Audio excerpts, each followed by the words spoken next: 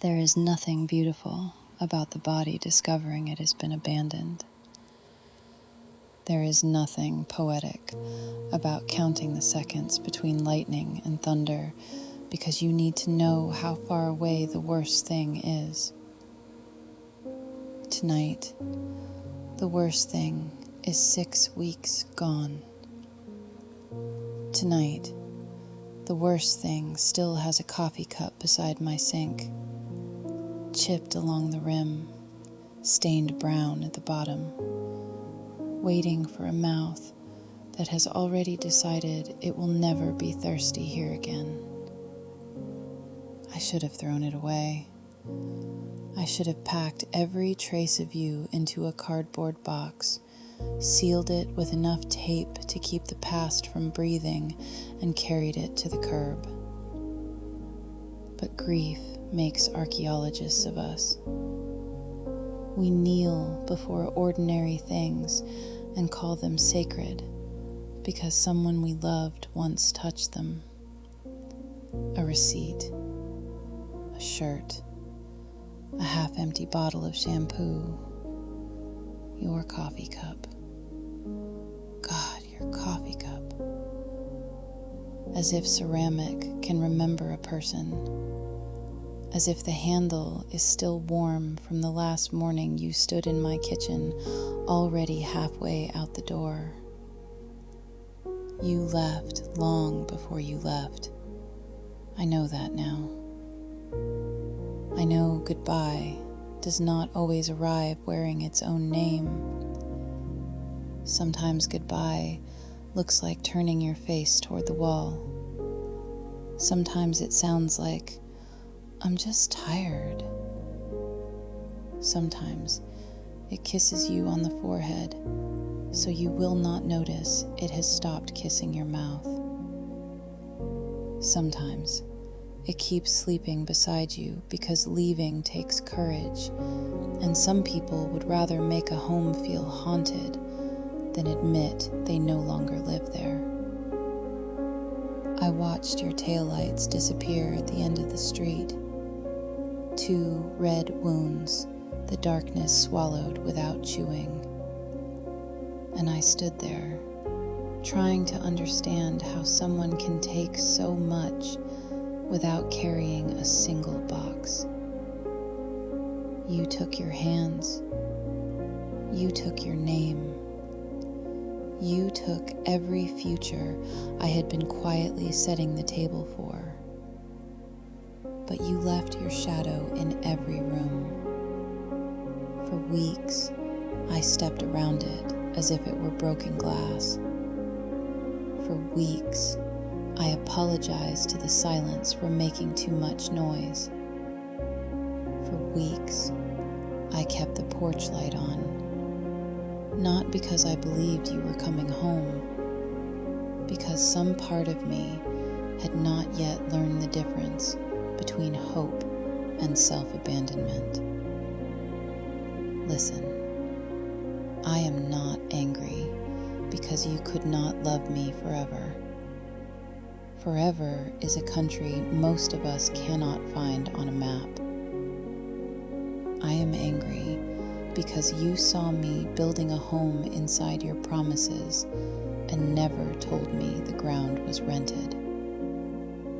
I gave you the gentle parts of me, the ones I had hidden behind my ribs, the ones still trembling from every hand that had mistaken tenderness for an unlocked door. I placed them in your palms and said, "Here, this is where it hurts. Please do not make a weapon from the directions." And you were not cruel. That would be easier.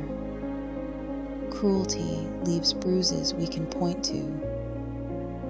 You were simply gone while still standing in front of me.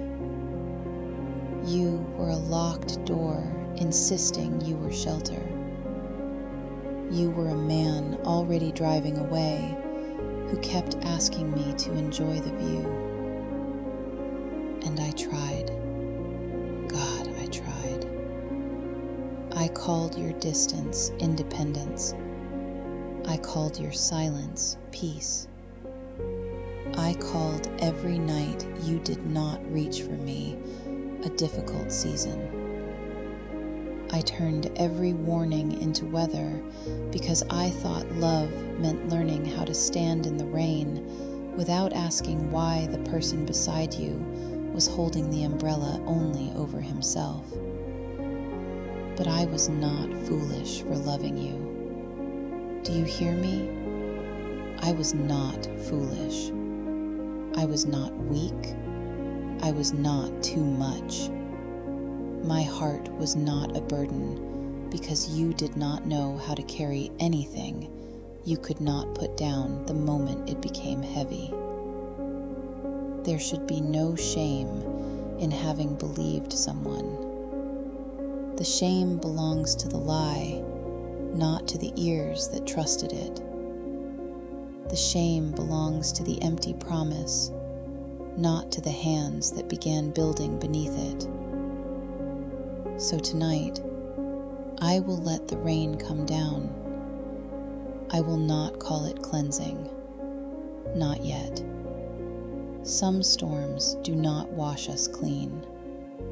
Some storms tear the roof away and leave us staring directly into a sky we were never ready to see.